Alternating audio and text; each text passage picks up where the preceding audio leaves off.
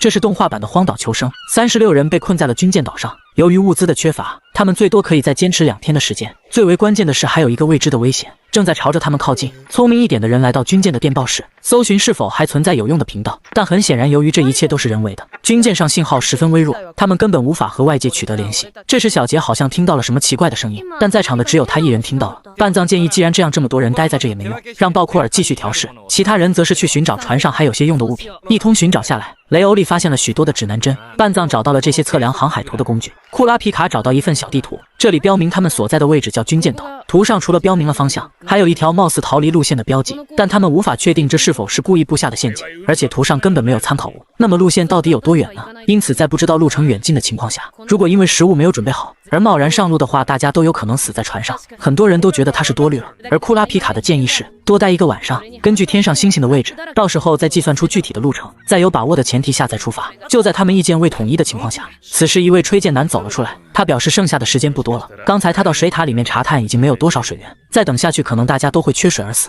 一听这话，刚才那些意见不一的人更加的恐慌，立马朝着四周散开，他们需要寻找到可以让自己离开的工具。库拉皮卡一下看出这家伙是故意的，而吹剑男只是说想办法减少竞争人数，也是一种有效的手段。看来他并不关心其他人的死活，剩下的人自然是支持库拉皮卡的想法。他们确认意见后，各自寻找工具去了。小杰和奇亚2人发现了一套潜水服，而吹剑男这时竟然找到了一艘快艇。这边的一群人也发现了一艘木船，虽然半藏极力的阻止他们，但这些我行我素的猎人怎么可能会听他的？依然准备休整一下再出发。无奈的半藏只好回去。其实现在他们最担心的就是大海那变幻无常的天气。半藏这时看到海边那些破旧的沉船，突然意识到不妙，这海岸那么多船只在这，很显然这个岛非常的危险。而小杰在舰首那边好像又听到了什么奇怪的声音，只是奇亚表示依然没有听到，但是他们却不知道，那舰岛的顶部却密布着大量的藤壶，这说明那高处竟然被海水淹没过。库拉皮卡和半藏心里那不祥预感也同样是越来越重，但现在这里的人却是一盘散沙，他们根本还没有什么危机感。这时雷欧利竟然说服了一群人，并且将他们带了过来。现在需要选出2位领头人来指挥如何脱险。于是在大家的投票下，在离开这座岛屿前，半藏被选为队长，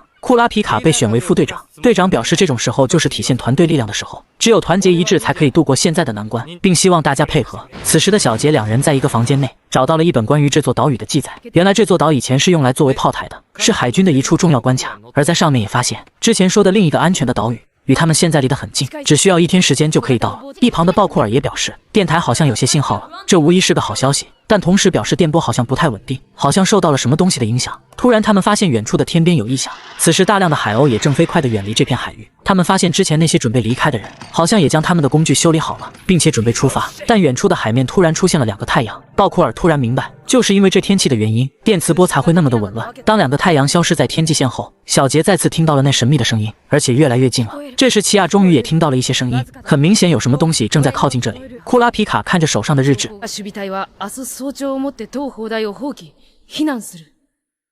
日の日没前後、第1波襲来が予測される。その前に。第1波？何のことだ？それは予想通り10年に1度の周期で。